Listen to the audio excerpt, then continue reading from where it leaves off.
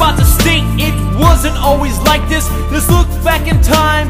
History reminds us, one army, one land, one central authority, crushing the Romans, Persians put in fear. The Ummah like a lion, no need to shed a tear. When the village was attacked by the kuffar, the Khalif heard the sisters cry, prepared for war. Attacking the city, destroying it from existence. Lesson number one, don't ever mess with Muslims. The Imam of the Ummah is a shield, where he protects the Ummah and where the Ummah fights behind him. Where is this shield today to protect the Ummah? What happened to this shield to honor and dignify the Ummah? In 1917, Prime Minister of Britain, after entering Jerusalem, stated, "The Crusade War has ended."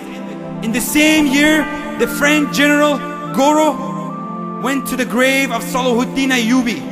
Salahuddin Ayyubi, the one who 730 years prior crushed the Crusade and liberated Palestine and Syria. He went to his grave in Damascus and kicked it and said, "Wake up, O Salahuddin, we are here." How do they do this to you and me? We turn on the TV and all we see is a world full of casualties, a generation agony. Our Ummah is a misery.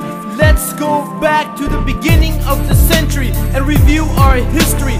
From one side to the other side of the globe, the system of Islam ruled over the world. They went to the Muslims for all their solutions, from mathematics to biology, the advancement and technology. The Kafir women used to imitate our women. They wanted the same respect that the Muslim sisters were given, while the enemies of Islam were trying to twist the Quran, trying to write a surah like Allah's. They all failed miserably, and many of them responded, أشهد أن لا إله إلا الله وأشهد أن محمد رسول الله.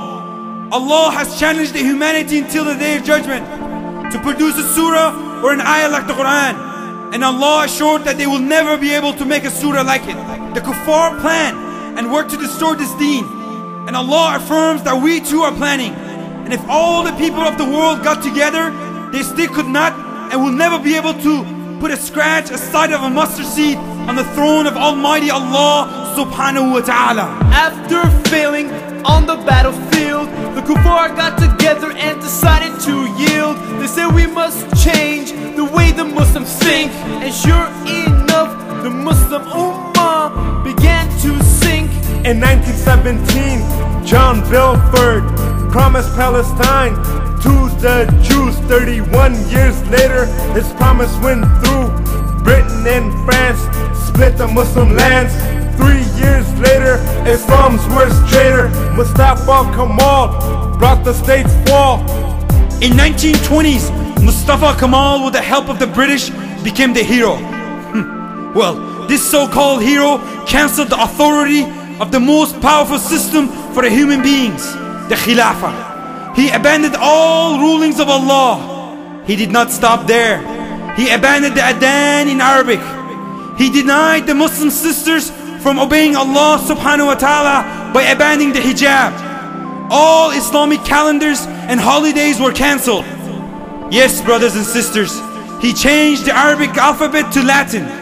By doing so, he made sure the next generation will be lost and have no connection to their Islamic roots, as they cannot read or write all the Islamic culture that was recorded.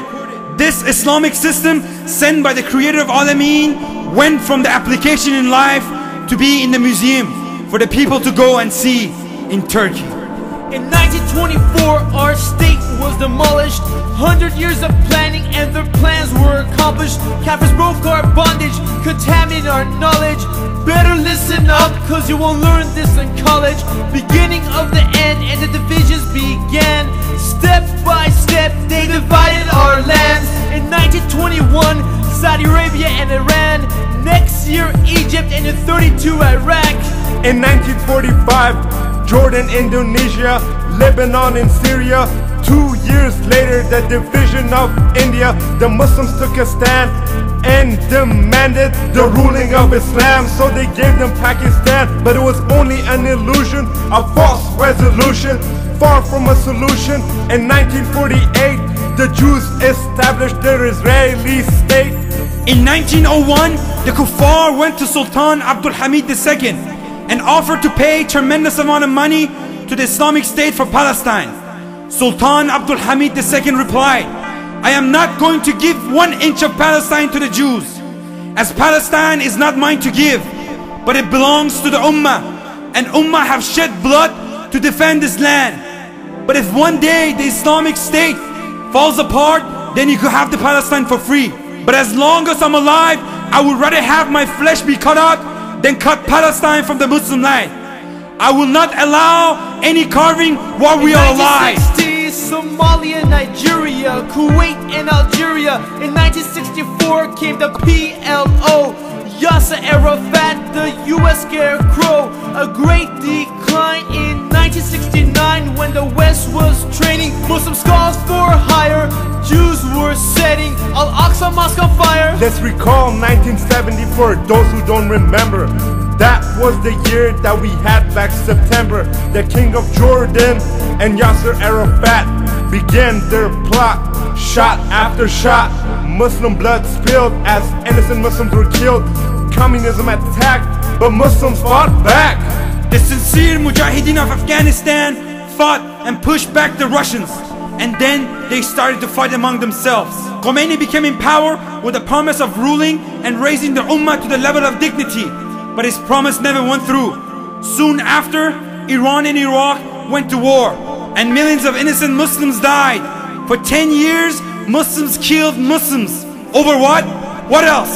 The agenda of the West. At the end, there were no resolutions.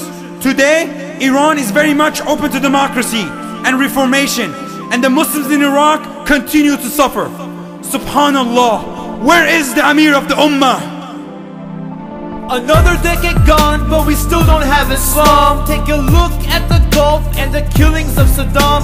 Over 1 million Muslims died, but no one answered their cries. In the 1990s, the Muslim genocides, Bosnia, Kosovo, Chechnya, Dagestan. Bring back Islam, bring back Islam, bring back Islam, bring back Islam. It's the year 2000 and nothing has changed. Past generations age, let's write the next page. It's time for us to change. It's up to you and me. Either we make history or we become history.